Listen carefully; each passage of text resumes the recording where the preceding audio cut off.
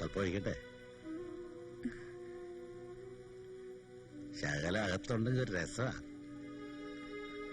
മുതലാളിക്ക് ഒന്നും തോന്നരുത്. ഇന്ന് എനിക്ക് നല്ല സുഖമില്ല. നാളെ നമുക്ക്. ഞാൻ പറഞ്ഞില്ലേ നാളെ എനിക്ക് വേറെ കുറച്ച് പണിയുണ്ടെന്ന്.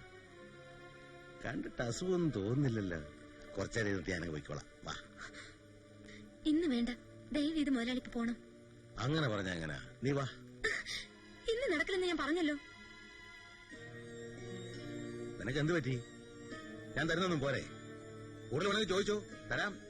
ഇറങ്ങി പോകുന്ന നല്ലത്. ആരോടാ സംസാരിക്കുന്നറിയാവോ? അറിയാം, അതുകൊണ്ട് തന്നെ പറയുന്നത്.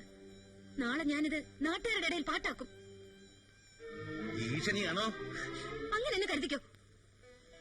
ആഹാ